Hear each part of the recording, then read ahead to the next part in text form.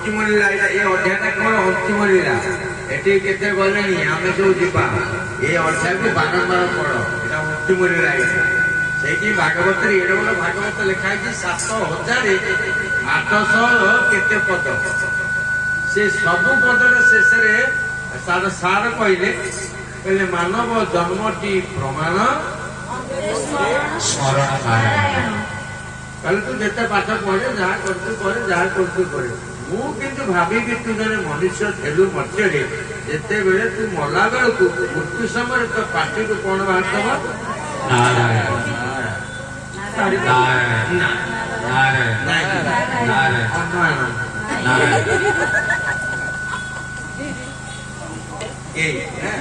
जिते नारायण कह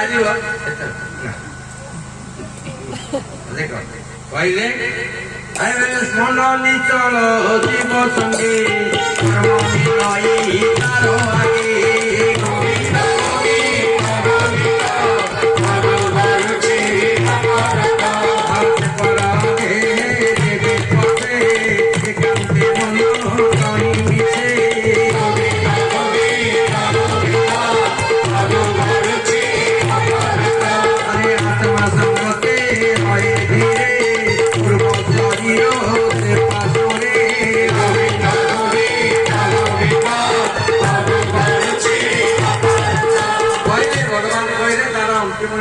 चली पूर्वतर नरमेध यज्ञ पानी पकाब पोटी दिया पोड़ी दिए यार जो शुक्र सतटा बोलू थब आसी एकुटिया केते दिन बुलिब ए 12-14 बुलिब ता पाखे जीवन सारा जो कर्म करदब से कर्म पहुंचे भाई एकुटिया केते दिन बुलिब आमको टे सांगे नहीं कि चल कर्म कर्म आसिक पहुंचब आत्मा आसिक पहुंचब समस्ते एकाठी मेल होगी गोटे शरीर भितर प्रवेश कर दिया जीव है देख ऐसे पर देहे देवे पसे एकांत मन तहि मिसे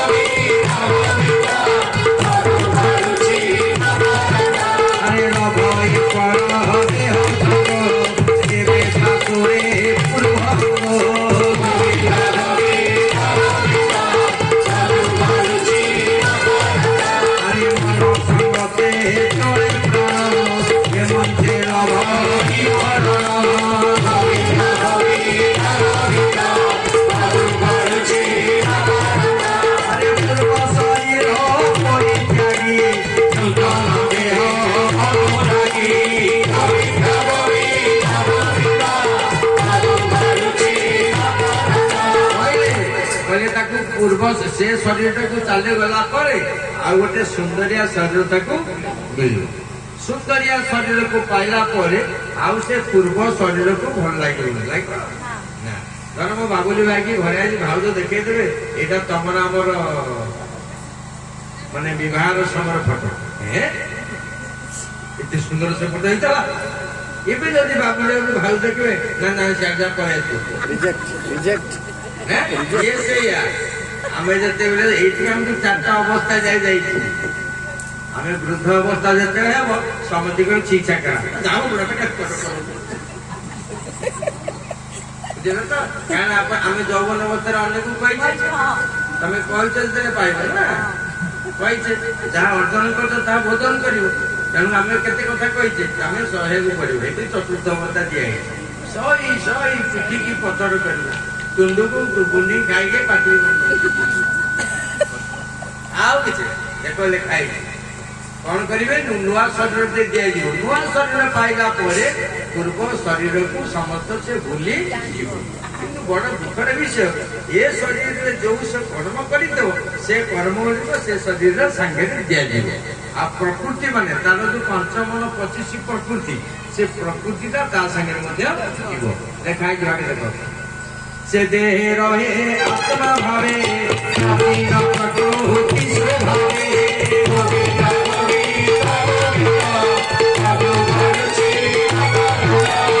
से जेते बेले आत्मा जाय कि अन्य शरीर में रहिबो ତାର ପୂର୍ବ ଶରୀରର ଯୋଉ ପୁରୁଣା ପ୍ରକୃତିଟା ତାରି ଦେହରେ ଦିଆହେଇଛି। ବୁଝିପାରିଲେ ତ? ତେଣୁ ସେଇ ପୁରୁଣା ପ୍ରକୃତି ନେଇକି ତାର ଚାଲିଚଳନ ହବ। ଆମେ ବେଳେବେଳେ ଦେଖୁନେ ଘର ଯାକ ସମସ୍ତେ ଭଲ, ଏଇଟା ଏମିତି କଣ ହଉଛି, ତାର ପୂର୍ବ ପ୍ରକୃତି ଯୋଗୁ ଅଛି। ହେଲା ତ? ହଁ, ସବୁ ବିପରୀତ। ଦେଖୁନ କେ ଲେଖା ନା ଛାଡ଼ିବ ନା, ସେ ପୁରୁଣା ଲେଖାଯିବ। ଏ ଦେହେ ରହେ ଆତ୍ମା ଭାବେ ପ୍ରାଚୀନ ପ୍ରକୃତି ସ୍ୱଭାବେ।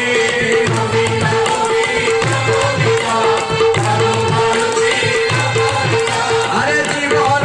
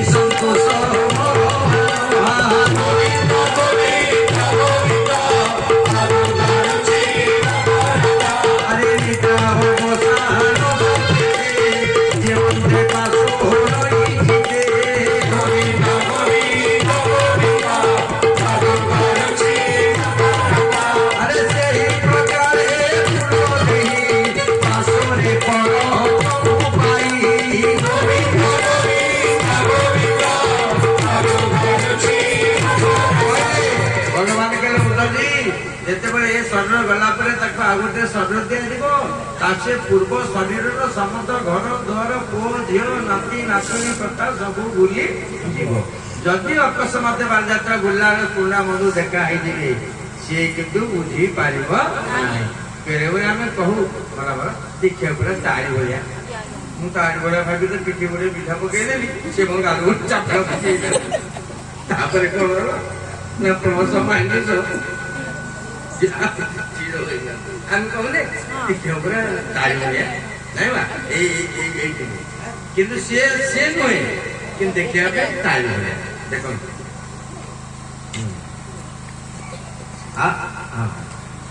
କିଏ ଅବା କରେ ନିନ୍ଦା ସ୍ତୁତି, କେ ଉପହାସ ବେ ହସନ୍ତି, ଭୋଜନ ପାତ୍ରେ ଧୂଳି ଦିଅନ୍ତି, କେବଳେ ତୋଳି ପଚାରନ୍ତି। ତଥାପି ଧୀର ମହାଶୟ ନିଷ୍କାମ ଗଭୀର ହୃଦୟ, ଏ ବାଣୀ ନିନ୍ଦା ସ୍ତୁତି ସହେ, ଅଦୃଷ୍ଟ ମାନି ସ୍ଥିର ରହେ। ଏତେ କଥା କହିଲା ପରେ ଭଗବାନ କହିଲେ ସେଇ ଲୋକକୁ ଭଗବତ କୃପା ହୁଏ। କୋଉ ଲୋକକୁ? ଯୋଉମାନେ ନିନ୍ଦା ପ୍ରଶଂସା ଉପହାସ ଥଟ୍ଟାକୁ ଗ୍ରହଣ କରନ୍ତି। ଆମକୁ ଗୋଟେ କହିଦବ ଏଇଠି ବାତ୍ୟାରେ ଲୋକ ଓରେଇଦେବି। କାହାଘର ପୁଅ ଜାଣିଛ ମୁଁ ଝିଅ, କାହାଘର ପୁଅ ହେଲେ କାହିଁକି କହିଲେ ହଁ। ଆରେ ଭୋଜନ ପାତ୍ରେ ଧରି ଦିଅନ୍ତି, କେବଳେ ତୋଳି କଚାଡ଼ନ୍ତି। ତଥାପି ଧୀର ମହାଶୟ ନିଷ୍କାମ ଗଭୀର ହୃଦୟ, ଯେ ବାଣୀ ନିନ୍ଦା ସ୍ତୁତି ସହେ, ମାନି ସ୍ଥିର ରହେ। ଭାବ କଲେ ତାହା ଶୁଣି ବୋଲ ଈଶ୍ୱର ଚକ୍ରପାଣି। ପ୍ରଭୁ ଏ ବଡ ଜଟିଳ ଜଳ କଷ୍ଟ ଏ ନହ।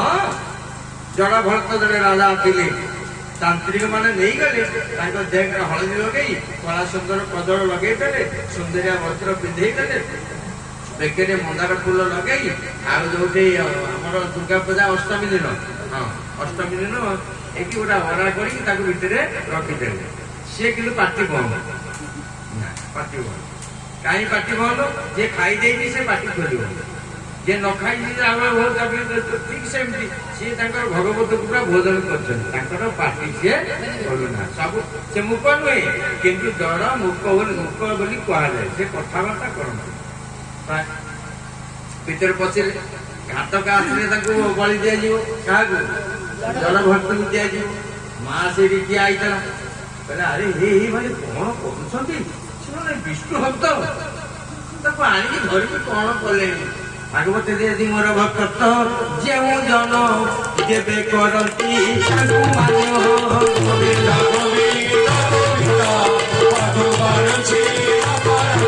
ଆରେ ମୋର ଭକ୍ତ ଯେଉଁ ଜନ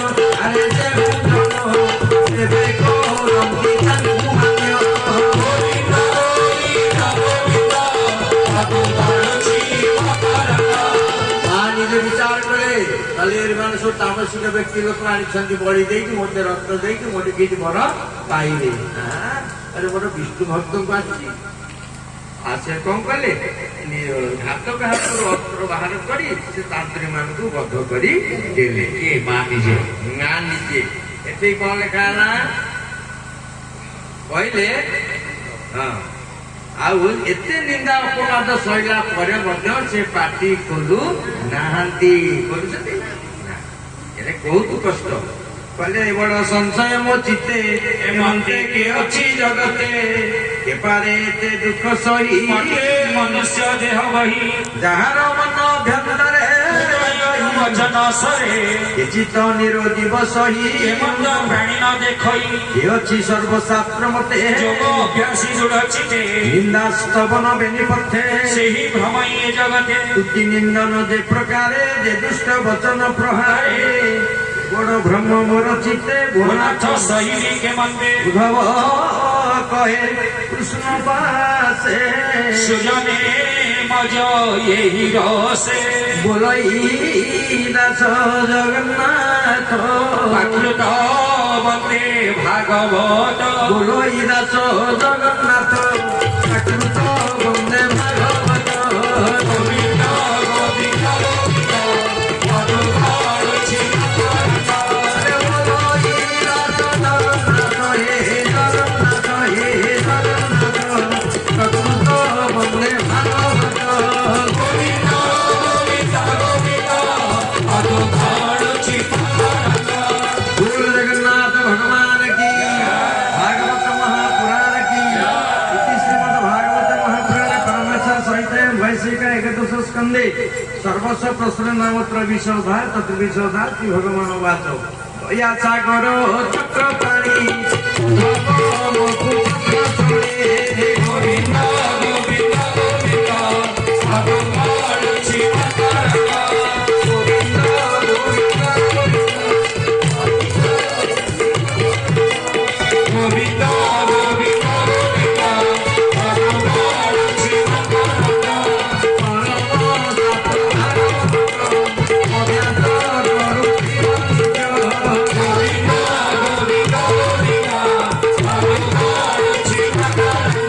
समस्त माँ भौणी मान को निवेदन मु महमूद घर पढ़ी तापर गीति सर है माँ गदाई आम सब जीवा समस्ते से जा पड़े ना कहीं ना गोली पोस्ट सब टच करा पड़ो खेल पड़िया आम सब गोटे गोटे खेलाड़ी किए जमी प्रकार खेलु कि खेल आपन को से पोस्ट जाकि रहा पड़ो जाऊ से माँ पाखे थे सत्संग सबुदिन जाती आम सागर बसिक गीता भागवत पारायण भजन कीर्तन करती एकादशी पारायण हुए आम प्रेत उद्धार पारायण समस्त सत्संग माँ भाई भौणी मैंने माँ आत्मा सदगति जगन्नाथ महाप्रभु पाखे बसाई आम निवेदन करूँ प्रभु आत्मा सदगति कर दिंतु घर परिवार को समस्ते मंगल रखि था आउ ये परम शास्त्र भागवत जीवन में केमती चल रामायण पढ़ जीवन में कौन कर गीता पढ़ आउ जीवन में आम केमती मरिबा भागवत पढ़ भागवत जो मैंने पढ़ती ना मरिबा मार्गटी बहुत कष्टकर हो जाए आउ लाइफ में कहीं किसी डेवलपमेंट उन्नति होती ना जो मैंने गीता पढ़ती आउ परिवार भितर विशृंखला से मैंने करती जो मैंने रामायण पढ़ती कि शुणती रामायण हूँ परिवार पुराण आ गीता हूँ आलोक माने भविष्य पुराण आप भविष्य उज्जवल पत्रिका देव भागवत हूँ अंतिम लीला आप पढ़ते भागवत देखिए समस्त अभाव को भाव उन्नत कही ये हूँ भागवत प्रत्येक माँ मान को निवेदन करी सब घरे आपण मान भागवत पढ़ु दीपद भागवत पढ़ा परम शास्त्र भागवत व्यास करुथिब नित्य परम भागवत वाणी जीवनी स्तरे जहाँ सुनी परम भागवत कथा मेरे खंडई भव व्यथा कही जगन्नाथ दास प्रभु कमला विलास कही जगन्नाथ दास गुणकी ଅଟଇ ବିଶ୍ୱାସ ବିଶ୍ୱାସ ବିନା କର୍ମ ଦେତେ ଫଳ ନ ଫଳେ କଦାଚିତ୍ ହରିଙ୍କ ନାମେ ବାନ୍ଧବେଳା ହରି କରିବେ ଚକାଡୋଳା ହରିଙ୍କ ନାମେ ବାନ୍ଧନାବ ହରି କରିବେ ପଦ୍ମନାଭ ହରିଙ୍କ ନାମେ ବାନ୍ଧମାସ ହରି କରିବେ ପୀତବାସ ଏପରି ନାମ ଥାଇ କୋଳେ ପୁରୀ ରାମର ଭବ ଜଳେ ନମସ୍ତେ ପ୍ରଭୁ ଜଗନ୍ନାଥ ନମରେ କୋଟି ଦଣ୍ଡବତ ନମସ୍ତେ ପ୍ରଭୁ ଦାରୁ ବ୍ରହ୍ମ ବେଦ ବେଦାନ୍ତରେ ଅଜ୍ଞମ ନମସ୍ତେ ପ୍ରଭୁ ଜଗନ୍ନାଥ ଚାର ଶରୀର ଏ ଜଗତ ଆନନ୍ଦେ ବୋଲ ହରି ହରି ହରି କରିବେ ଭବୁ ପାରେ ମହାପୁରୁଷ ମୁକୁନ୍ଦ ଅନ୍ତେ ତୋ ଚରଣର ଭିନ୍ନ ପ୍ରତି ଜନ୍ମରେ ମୋର ମତି ନଲେ ନ ଛାଡୁ ତୁମ୍ଭ ଭକ୍ତି ଭକ୍ତିରେ ପ୍ରୀତି ନାହିଁ ଯାର ସେ କାହୁ ଜାଣେ ମୋ ପୟର ଭକ୍ତିରେ ପ୍ରୀତି ନାହିଁ ଯାର ସେ କାହୁ ଜାଣେ ତୋ ପୟର ନମସ୍ତେ ପ୍ରଭୁ ଜଗନ୍ନାଥ ଦେହୁ ଶ୍ରୀକେଶ ପରମାର୍ଥ କୃଷ୍ଣଙ୍କ ନାମ ସଂକୀର୍ତ୍ତନ ସମସ୍ତ ପାପ ବିମୋଚନ ଏକଳି ଯୁগে ପ୍ରଜାମାନେ କରିବେ নাম সংকীর্তনে ব্রাহ্মণ আদি চারি বন্যে করিবে নাম সংকীর্তনে মানব দে দিব্য জ্ঞান দেখি সন্তোষ ভগবান অনেক জন্ম তপ ফলে মনুষ্য জন্ম মহিতলে মানব জন্মটি প্রমাণ স্মরণ নারায়ণ আনন্দে বল হরি হরি হরি করিবে ভগবান গোপিয়ে দেলে হোড়া হোড়ি গোপালে দেলে করতাই ঘোড়াই দেখাই। আমি সময় দেরি হয়ে গেলে মোহাম্মদ পাঠ করি